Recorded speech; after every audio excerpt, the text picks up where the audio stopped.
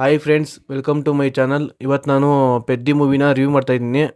ಫಿಲಮಲ್ಲಿ ನನಗೆ ಏನು ಇಷ್ಟ ಆಯಿತು ಮತ್ತು ಫಿಲಮ್ನ ಇನ್ನೂ ಎಲ್ಲಿ ಬೆಟರಾಗಿ ಮಾಡ್ಬೋದಾಗಿತ್ತು ಅನ್ನೋದ್ರ ಬಗ್ಗೆ ನನ್ನ ಒಪಿನಿಯನ್ನ ನಿಮಗೆ ಶೇರ್ ಮಾಡ್ತೀನಿ.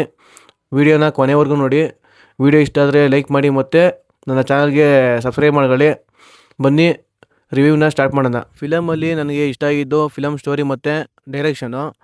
ಫಿಲಮ್ ಸ್ಟೋರಿ ಸಿಂಪಲ್ಲೇ, ಆದರೆ ಆ ಸ್ಟೋರಿಗೆ ಒಂದು ಮೇಯ್ನ್ ಹೀರೋ ಇಟ್ಕೊಂಡು ಅದಕ್ಕೆ ಕಮರ್ಷಿಯಲ್ ಎಲಿಮೆಂಟ್ ಆಗಲಿ ಮತ್ತು ಒಂದು ಸ್ಟೋರಿಗೆ ಸ್ಪೋರ್ಟ್ಸ್ ಎಲಿಮೆಂಟ್ನ ಆ್ಯಡ್ ಮಾಡವ್ರೆ. ಅದು ನಂಗೆ ತುಂಬಾ ವರ್ಕ್ ಆಯಿತು ಅಂತ ಅನಿಸ್ತು ಇಡೀ ಫಿಲಮು. ಮತ್ತು ಕೆಲವೊಂದು ಕಡೆ ಕಮರ್ಷಿಯಲ್ ಎಲಿಮೆಂಟು ಸ್ವಲ್ಪ ಜಾಸ್ತಿ ಆಯಿತು ಅಂತ ಅನಿಸುತ್ತೆ. ಅದು ಬಿಟ್ಟರೆ ಇಡೀ ಫಿಲಮು ಕ್ಲೈಮ್ಯಾಕ್ಸಲ್ಲಂತೂ ಒಂದು ಪ್ರಾಪರ್ ಸ್ಟೋರಿ ನಮಗೆ ರೆಡಿ ಮಾಡಿಕೊಡ್ತಾರೆ ಡೈರೆಕ್ಟ್ರು.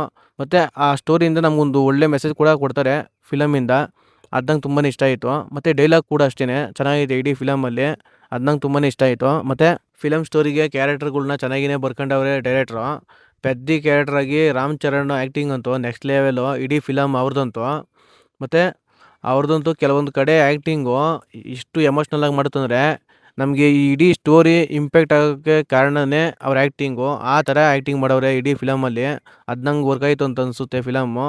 ರಾಮ್ ಚರಣ್ ಫ್ಯಾನ್ಸ್ಗಂತೂ ಈ ಫಿಲಮ್ಮು ಹೆವಿ ಸ್ಪೆಷಲಾಗಿರುತ್ತೆ. ಆ ಥರ ಆ್ಯಕ್ಟಿಂಗ್ ಮಾಡವ್ರೆ.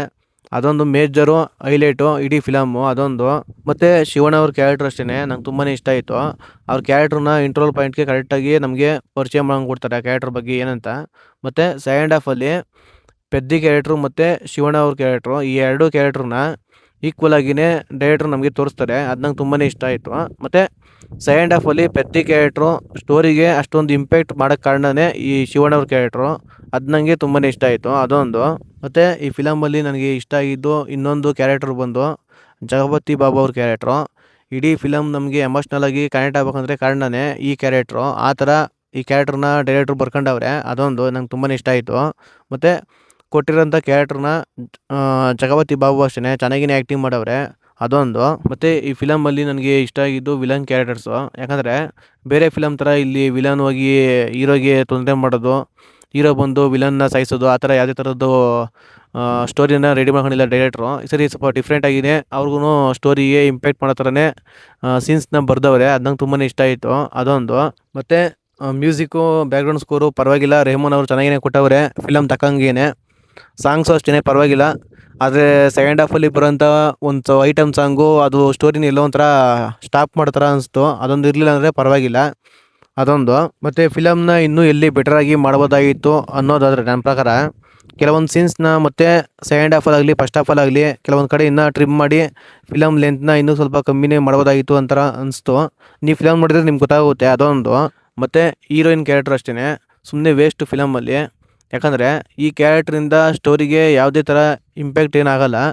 ಮತ್ತು ಅವರು ಕೂಡ ಇನ್ನೂ ಆ್ಯಕ್ಟಿಂಗ್ ಸ್ಕಿಲ್ಸ್ನ ಇನ್ನೂ ಇಂಪ್ರೂವ್ ಮಾಡ್ಕೊಬೇಕು ಹೀರೋಯಿನ್ ಕ್ಯಾರೆಕ್ಟ್ರು. ಮತ್ತು ಫಿಲಮ್ಮು ಇಂಟ್ರೆಸ್ಟಾಗಿಯೇ ಹೋಗ್ತಾ ಇರುತ್ತೆ. ಆದರೆ ಯಾವಾಗ ಈ ಕ್ಯಾರೆಕ್ಟ್ರು ಸ್ಕ್ರೀನ್ ಮೇಲೆ ಬರುತ್ತೆ ಆವಾಗ ಎಲ್ಲೋ ಒಂಥರ ಫಿಲಮ್ ಮೇಲಿರೋ ಇಂಟ್ರೆಸ್ಟು ಒಂಥರ ಕಡಿಮೆ ಆದ ಥರ ಅನಿಸ್ತು ಅದೊಂದು. ಮತ್ತು ಫಿಲಮ್ನ ನೀವು ಫ್ಯಾಮಿಲಿ ಸಮೇತ ಆರಾಮಾಗಿಯೇ ನೋಡ್ಬೋದು ಥಿಯೇಟ್ರಲ್ಲಿ. ಖಂಡಿತ ಎಂಜಾಯ್ ಮಾಡ್ತೀರಾ. ಮತ್ತು ವೀಡಿಯೋನ ಯಾರು ಕೊನೆವರೆಗೂ ನೋಡಿದ್ರೋ ದಯವಿಟ್ಟು ಚಾನಲ್ಗೆ ಸಬ್ಸ್ಕ್ರೈಬ್ ಮಾಡ್ಕೊಳ್ಳಿ. ನಿಮ್ಮ ಸಪೋರ್ಟ್ ಬೇಕೇ ಬೇಕು. ಮತ್ತು ರಾಮ್ ಚರಣ್ ಫ್ಯಾನ್ಸ್ಗಂತೂ ಈ ಫಿಲಮ್ ಒಂದು ಹಬ್ಬನೇ.